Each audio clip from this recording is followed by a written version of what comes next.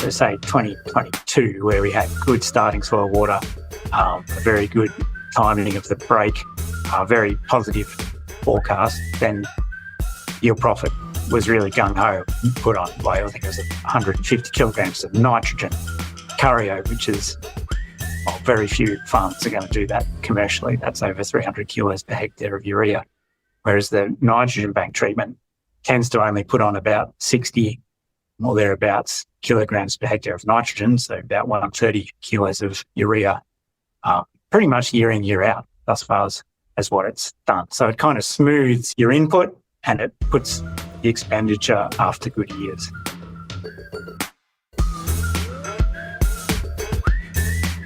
Hello and welcome back to Shared Ag Solutions by BCG. I'm Janine Batters, and today we are going to be speaking with Dr. James Hunt about how to plan, well, it's part of the Planning for Profit series. And today we're going to be speaking with Dr. James Hunt about how we can use end management strategies, or we have termed them as end bank in the past, to help us be more profitable. So welcome, James. Thanks very much, Janine. Great to be here. So before we get into the nitrogen strategies, James, just for our listener, I feel like most people would know who you are, but if they don't, can you just give us a little bit of a background on who you are? Sure. Yeah, my name is James Hunt and I'm a professor at the University of Melbourne, professor in agronomy. Before I worked at the University of Melbourne, I was at La Trobe University for 6 years in a similar role. Prior to that, I worked for CSIRO in Canberra as a research scientist. And before that, I worked for the Birchip Cropping Group as a research scientist, but also developing and delivering yield profit with BCG and CSIRO and Arnold van Rees and others. I did my PhD in the Mallee on common heliotrope, and I grew up in the Mallee between Crang and Quambatook. So that's me. Why did you choose agriculture? I'm not sure I really chose it in lots of ways. Like, obviously, I grew up on a farm, so I had a sort of agricultural background, and I guess I always enjoyed the sort of production side of it. But when I came to choose a career, I really chose science. So I did my undergraduate was just a Bachelor of Science, and I majored in botany and ecology, which really isn't very agricultural. It wasn't until I started my PhD, which was on common heliotrope, which is a summer weed in the Mallee, that I came back a bit to agriculture. But it was really only when I finished that, or was finishing that, and needed to get a grown-up person's job. And Ian McClelland offered me the yield profit. Alex Gartman offered me the yield profit coordinator position, that I really came back to ag. Yeah. So I guess I chose to come to BCG, and that got me back to ag. We've been so lucky to have you here, and you're also on the research committee, is that right? Yeah, correct. And are you also a board member? I am, yep. There you go. So we're very lucky to have Dr. James Hunt here today. He's an incredibly busy man, but he's got a wealth of knowledge. So today I wanted to have a chat to you about your nitrogen strategies, which you have in the past been calling them end bank. Just because obviously people are ordering urea or have already ordered urea. They might not have ordered their July, but they're thinking about it. And I was just thinking, can you just explain for a start, what is the end bank or the nitrogen management systems that you're talking about? Sure. So what we term nitrogen banks is really a way of making a nitrogen decision, or how much nitrogen you should apply to your crop. And it's a very simple way that requires less analysis to hopefully make a good decision. And this podcast is part of the GRDC initiative Riskwise, which is all about helping growers make better decisions when risk is involved. And nitrogen is a classic example of that. And that's what the nitrogen bank way of making a decision was developed as, is a simple but robust way of making a nitrogen decision that will hopefully not take on too much risk and let you get good profit from higher yields in the majority of years. So how does it look? So if I was going to say, righto, I'm growing a wheat crop this year, I want to use an end bank strategy? What would I do? So it's very simple. For every production environment, we have what's called a nitrogen bank target. So that's the total amount of nitrogen that your crop has to have available to it from the soil mineral nitrogen that you measure prior to sowing and fertiliser. We're ignoring mineralisation, in-crop mineralisation in this for reasons which I can explain later.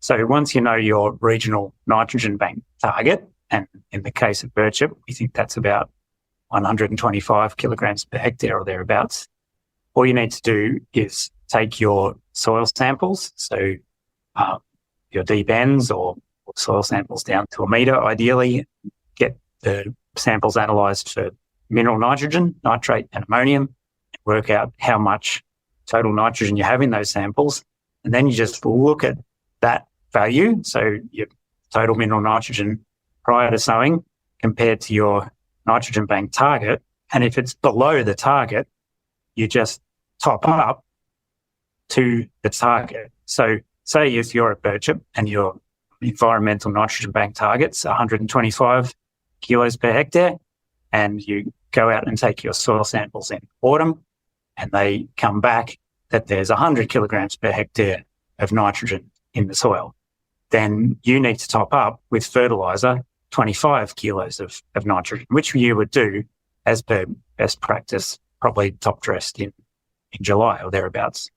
Okay, so it's a way of making sure that I have enough nitrogen for my crop and making it simple, because I suppose some years you think, oh, I don't know how much rain I'm going to get, or it's going to be forecast this. And then each year you're trying to figure out if you're going to spend quite a substantial amount of money or how much money you're going to spend to get a crop.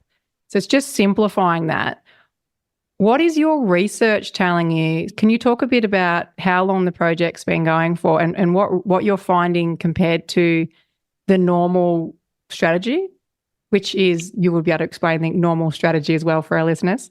Yeah, well, I guess that's an interesting point, right? There is no such thing as normal when it comes to making nitrogen decisions. All growers are different and advisors are different, and a lot are making really good nitrogen decisions with the systems they're using, however they're doing it. But what we know is that nitrogen deficiency is it's the single biggest contributor to what we call the yield gap. So the difference between the yields that farmers actually get and the yields that they could be getting for the rainfall that's available. So there's a lot of growers that aren't making a good decision a lot of the time. And so this research is really about helping more growers make a good decision. And if people want to review how their decision making is going, the easiest way to do it is by looking at their grain protein. And if it's in wheat and barley, if it's less than about 11%, 10.5 to 11%, then yield is probably limited by nitrogen and should have been applied. And if it's over sort of 11.5%, then nitrogen was certainly sufficient, and it's getting up to 12 more, than there was probably too much nitrogen applied. So yeah, we want to help growers make decisions that more often than not get them into those kind of bands. And I suppose I'll say what was previously referred to as best practice way is to use a system like yield profit that gives you an estimate of the range of seasonal outcomes in yield. And then you sort of think, or you decide how much risk you're willing to bear chasing yield at different probabilities and apply nitrogen accordingly. And that's still a very good way of making a decision. Now, our research shows that that's the best way. It's as good or better than N banks, but it's just very time consuming, and a lot of growers don't use that system and never will use that system because it's too data intensive and you need too much technical knowledge. So there needed to be a simpler way that was right more often than it was wrong. And that's how we came up with the concept of nitrogen banks. We did the first trials in 2013 when I was still working for CSIRO, and BCG started the main field experiment that compared the systems in 2015. 18, been evaluating the different decision-making systems since then. It makes sense that you, as a researcher and passionate in this area, would be trying to help farmers make decisions easier, because what I was hearing is that you're saying the research is saying that farmers aren't growing the yields that they could because of nitrogen, but they're not growing the yields that they could because of nitrogen, because it's tricky to make the decision on how much nitrogen to put on unless you're using all this data and using yield profit and taking a lot of time. It's a bit more of a gamble, would you say, than using this nitrogen management strategy or this N bank, where each year you're just making sure that you're getting a pretty good amount of nitrogen, so you're going to be able to grow a pretty good crop if the rainfall allows. Yeah, that's exactly right. The issue with using the sort of best practice, looking at water limited potential yield is and what the range of the probabilities might be, is that when you're making a nitrogen decision, there is a big spread in outcomes. Like if you're in the Mallee, for instance, when you're deciding how much nitrogen to apply in July, you could get anything between 0 and 6 tonnes per hectare, depending on what rain fell in spring. So it's sort of hard to it's hard to know what level to choose. And there's good ways of working through that analysis. And Peter Heyman and Barry Mudge, as part of the risk-wise, have got some good tools and ways of thinking to do that. But yeah, it's still requires a lot of thought and a process, whereas Nitrogen Bank tries to simplify it down as much as possible and provide an amount of nitrogen which in that environment will cover you in the majority of years. It'll maybe overdo things in very, very dry years, but I guess what our sort of learnings in recent times have been, if it is a very dry year and you apply nitrogen, the crop doesn't tend to take it up, particularly if there's not a lot of rain after application, and it will carry over for use by the subsequent crop, and you'll measure that in your mineral nitrogen. You can apply less in the following season. So it's partly taking a bit of a longer term view of the payoff of nitrogen and trying to simplify the decision as much as possible, but still get a good outcome in terms of getting the yield you could and maximising your profits.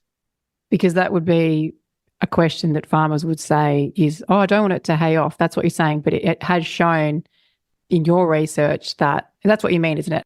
Well, I guess this is a good conversation to have as part of the risk initiative. There's several risks associated with over-application of nitrogen, and one of them is haying off. So if the crop does take up the nitrogen and is sort of overly vegetative in its growth, and it takes up a lot more nitrogen than it needs for its yield, if it's a dry spring, then you can have a negative yield response to nitrogen, which is obviously bad from a profitability outcome because you've spent money to lose money in that situation. So yeah, growers are very averse to that. But even if you don't have haying off, if you apply nitrogen and don't get the return in that season, that can be a problem. Yeah, if your cash flow isn't great, then that can be a problem as well. So that's another risk associated with nitrogen. And so the nitrogen management system where you're using this banking system, would it have less of a risk over a number of years, because you might have a really good season? So fingers crossed, you're going to be able to afford to put back into the soil the nitrogen, that you might have a bigger amount of nitrogen to put back into the soil the following year, but you've had a really good crop to pay for that, versus if you had a poor season, you might not have as much cash flow to use if, say, the forecast was saying we had a really good year. So by using the nitrogen strategy of N banking, so it's sort of like you're just putting back in, just topping up all the time. So that's where the risk helps? Yeah, well, that's exactly right. So it helps with logistics, I suppose, and farm finances, because your expenditure on nitrogen tends to come after a very high-yielding year, as opposed to in a year that looks like it's high-yielding. The data from the Curyo field experiment, which has been going for 5 years now, clearly shows that. So if we look at our yield profit 50% treatment, so we're targeting the yield of 50% in yield profit and fertilising to that, that's been very profitable, good treatment over that 6 years. If you look at our best nitrogen bank treatment, which is the 125 kilogram per hectare, it's had similar outcomes, not quite as good, because nitrogen banks tend to not perform as well as yield profit in very favourable years. But if you look at the way those two decision-making systems have applied nitrogen, they're quite different. So yield profits applied huge amounts in seasons where the probability of high yields was very high. So say 2022, where we had good starting soil water, a very good timing of the break, a very positive forecast, then yield profit was really gung-ho and put on, I think it was 150 kilograms of nitrogen. Curyo, which is, well, very few farms are going to do that commercially. That's over 300 kilos per hectare of urea. Whereas the nitrogen bank treatment tends to only put on about 60 or thereabouts kilograms per hectare of nitrogen, so about 130 kilos of urea, pretty much year in, year out, thus far as what it's done. So it kind of smooths your input and it puts the expenditure after good years. Because the thing is, I was just thinking then as you were talking about, yield, I love how you said yield profit's very gung-ho. That made me smile. I was thinking about yield profit could actually say after 3 years of really bad seasons, you need to put on 150 kilograms of nitrogen. Whereas if I've just experienced 3 or 5 or however many years of bad seasons, one, probably my cash flow isn't going to be great. But 2, I might be a bit hesitant just in general because I might have a feeling, or it's just going to be harder for me to think this year's the year. And I know that farmers are optimistic, but I can see how you're saying that there's research that shows that yields are so much lower than they could be. So with the nitrogen management system, the N-Bank, you could actually be really capital. You might not get quite as much as you would if you weren't using the gung-ho yield profit approach, but you also wouldn't be missing out, would you say? Yeah, and that's certainly the case. And where the nitrogen bank, so where yield profit really excels is in very high yielding years where there was a good signal that it was going to be high yielding, like 2022. 2022 yield profit treatments yielded much higher than nitrogen bank treatments because they applied a lot more nitrogen. And there's the issue that most growers, even if they use yield profit to make a decision, and most people don't, wouldn't do that because it just seems too ridiculous. Whereas where nitrogen bank treatments tend to excel is in what start off as pretty dry years, particularly if it's a dry year with the Bureau of Met saying, oh, it's going to be likely to be a dry spring. And then it actually turns out to be all right. So a year like 2023, nitrogen bank treatments did much better, not at Curyo because we had lentils at Curyo, but in other sites where we had non-legume crops, because they went ahead and applied the nitrogen anyway, regardless of the forecast. Listening to what you're saying about the yield profit, and a lot of farmers perhaps, even though yield profit's saying it, if they were using yield profit, maybe it's so hard to put out that much nitrogen.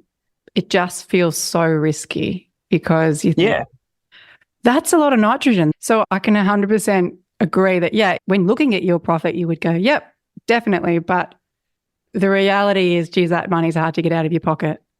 Yeah, and particularly in a year like 2022 when urea prices were 3 times what they normally were, no one is going to do that. And we're talking about a best case situation here where people are using yield profit, but the truth is that the majority of people don't. Yeah, I guess what the research has shown is that making a decision, and it doesn't really matter what the decision is, whether it's yield profit or a back of the envelope calculation or nitrogen banks or whatever, some sort of formal decision is better than doing nothing. So using your gut feel or just putting on the same blanket rate every year. And the reason it's better is because all of those systems are based on soil testing, and soil testing helps you avoid a real clanger. when it comes to nitrogen application. So if you don't soil test, you can get yourself into situations where the crop's really deficient and you needed to apply a lot of N, but you didn't know and you just whacked on the normal amount. And often the deficiency won't really show strongly until it's almost too late in the season in the mallee. And the other thing that it avoids is when crops have heaps of N and you would have just applied more anyway because you thought that was the right thing to do, or you just apply 30 kilos regardless. So it avoids those really, really very wrong situations. And they're all that you've really got to do a good job of nitrogen. If you can avoid the real clangers, then it's pretty forgiving. Otherwise, like there's pretty broad payoff in terms of how much you put out versus the return you get. So any decision system that can avoid those clangers is going to help a lot. The planning, I'm hearing you saying, because the clangers are probably the ones where, I don't know, but I imagine you've got that knee jerk, oh, there's rain coming and, I don't want to miss out. Like, would you say that the clangers are when planning hasn't happened and it is that a last minute decision? Well, yeah, it could be a last minute decision, but often it's a decision not based on any evidence. It's a decision based on something other than measured facts, like what people call gut feel, or just pulling a number out of the air, or just putting on 30 units because the agronomist said to do it, that sort of thing. Spoken like a true scientist, James. That's right. But yeah, you don't have to do much in terms of making a decision to really improve your profitability outcomes. And it is important, I hear you saying, about planning and making a decision and timing as well. Would you say timing is important? Yeah, timing's important, and planning. And if you think about last year, so I should point out hardly anyone uses nitrogen banks as a way of making a decision currently. Like, it's influenced people's thinking, but very few people use it formally.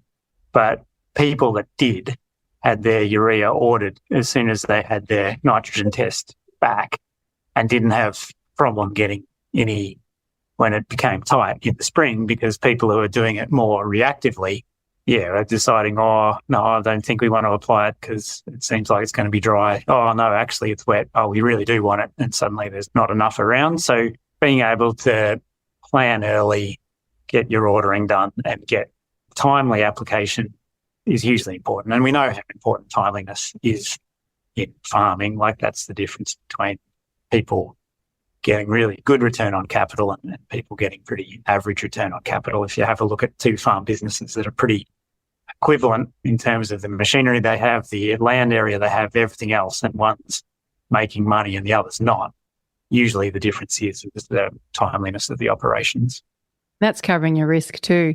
I imagine that having the plan in place, or whatever decision you make, that's also going to help with that mental load, isn't it? Yeah, definitely. If you've got a known strategy that you're going to employ, that if I get this soil test result back, I'm going to do this, and it's very quick and easy for me to calculate how much urea I need over my farm, that takes away a lot of uncertainty and difficulty in making a decision. And it's hard to make decisions, particularly decisions involving risk and uncertainty. So making that process easier does reduce the mental load. And you were talking about soil tests as being a big part of these N banks. Would you recommend that people doing this, they do the GPS coordinates of the soil tests? That can certainly help if you're consistently testing in the same parts of the paddock to build up a picture over time. I mean, soil tests have a lot of weaknesses, if you like, or they're far from perfect, put it that way. But there's things that you can do to make them better, and always consistently testing in the same places in a paddock, dividing your paddock into sort of production zones, high, low yielding areas, different soil types helps. Segmenting the cores, so not doing a 0 to 60, always doing a 0 to 10, 10 to 30, 30 to 60. All of those things help you get a better result out of soil cores. But they're still quite uncertain. But again, they don't have to be that accurate because it's all about avoiding the clangers. You're not trying to apply nitrogen to the nearest decimal place. As long as you're within about 20 kilos of being right, you're all right. So, yeah, they help you avoid the clangers again. More information, isn't it? So I would have thought that you would, in talking about this over the last 5 years, some farmers would be saying, but James, I don't want to if I put that nitrogen out, isn't going to get lost if my crop doesn't use it? Yeah, that's a good question. And the long and complicated answer is that it might. The risk of it is pretty low in low rainfall environments, so yeah, the Mallee. But 2022, we almost certainly lost quite a lot of nitrogen to denitrification all across the Green Belt. But that rarely happens. So, yeah, you might lose it, but on the balance of probabilities, you probably won't. And if you do lose it, you will have probably had such a good year that you mightn't really care that much that you lost it. And the crop's going to take up heaps anyway in a good season. You're saying that in a year that you might lose it, the uptake is probably going to be more anyway, unless you get waterlogging. Yeah, exactly. So if you have too much water and your crop yield is really capped as a result, then that's a pretty worst case scenario, because you're probably going to lose all your nitrogen. Might not get a response to it, and that's going to cycle around. But in most sort of scenarios that you get in the Mallee and even a lot in the Wimmera, yeah, you can lose nitrogen, and the more you apply, the more you're likely to lose. But you really need water to lose it, either through denitrification or leaching. If you're being sensible about when you apply it, you're unlikely to lose a lot to volatilisation. So if you need water when you lose it, that probably means your potential is going to be high as well. So having a lot there is not necessarily a bad thing. I suppose there's one sort of circumstance that we haven't really had where you could lose it with little benefit to your crop. And if you applied a heap of N in one season, but then the spring turned out to be dry, crop didn't take up very much of that nitrogen, and it carried over in the soil to summer. And then you had a really big dump of rain in summer with a lot of waterlogging then, and you got a lot of denitrification. In that case, that sort of could be the really worst case scenario. You didn't get a yield response and you lost all the nitrogen would otherwise have carried over. We're living in really interesting times, I think, James, because I feel like 4 or 5 years ago, we would not even be having this conversation. To think that there's too much water, it's pretty rare, isn't it? I know that the last few years have been, we've been really lucky with the rain, but generally speaking in this area, having too much rain isn't our problem, is it? No, it's not. And like the last 4 years have been incredible in terms of the yields and the amount of water that's been sloshing around in otherwise pretty dry systems. And we're at the start of 2024 and a lot of regions had really good summer rain. So it's unlikely that next year's going to be really bad in terms of yield, provided summer weeds are controlled and we get a timely break. So I guess it's the recency bias, right? We tend to look at things through the lens of what's recently happened to us. It's really different to the millennium drought, where I guess we were focused on dry years and really expecting every year to be a dry year. Which can happen again. So in terms of the environmental side of N banking, can you tell me some of the pros and cons for the environment with the N banking? Well, firstly, N banking doesn't necessarily lose any more nitrogen than using something like yield profit. So nitrogen losses are really highly related to how much you apply. So that system that has you applying a lot of nitrogen, which yield profit is just as prone to losses as nitrogen banks. So if you use nitrogen, you'll get losses, and the more nitrogen you use, the more losses you'll get. But the trade-off is that you're growing more food, you're growing more grain, which the world needs from a food security perspective, and you're also stopping loss of soil organic matter. So one of the big reasons why we lose soil organic matter, soil organic carbon from agricultural soils is that we're running a negative nitrogen balance. So we're taking more nitrogen out in grain, we're putting on in fertiliser or fixing with legumes in our farming system.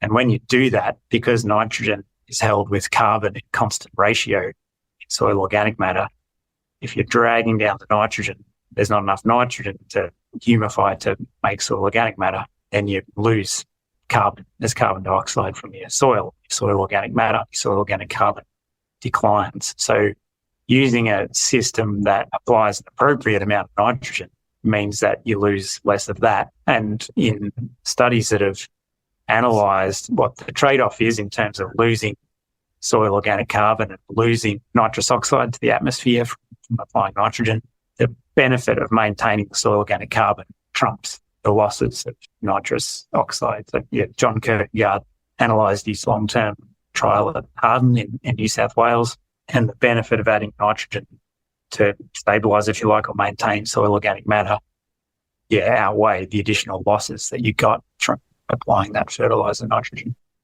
Would you say by applying the right amount of nitrogen, either yield profit or the end banking, that then allows that crop to fix more carbon because it's healthy and it's getting the nutrition that it needs?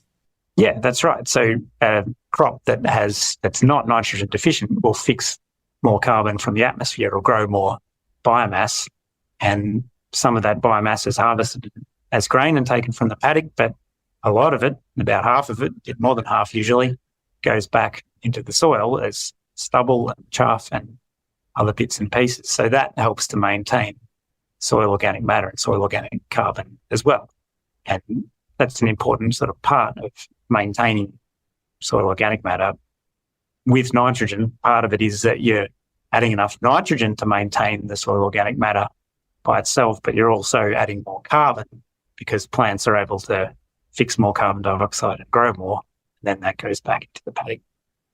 Okay, so this time of year is probably a really good time to be thinking about what strategy for nitrogen you're going to use this year. What advice would you give our listeners who are wondering which way to take? Make a decision based on data, on evidence. And it doesn't really matter if it's nitrogen banks or yield profit or a little back of the envelope calculation. Yeah, make a decision. Don't just use your gut feel or whatever the agronomist tells you or the same amount every year. And soil testing for the moment needs to be part of that decision. We're looking at ways of making a decision that don't rely on soil testing. So might use protein monitors in headers, for instance. But for now, soil testing is an essential piece of information that you need to make a good decision. So, get your soil testing done. That was the 6th episode of our Planning for Profit series. Be sure to check out our already released interviews with Dan Toohey, Denise McClellan, Carmen Quaid, Fiona Best and Rick Martman. Don't forget to hit follow, and I'll catch you again here soon.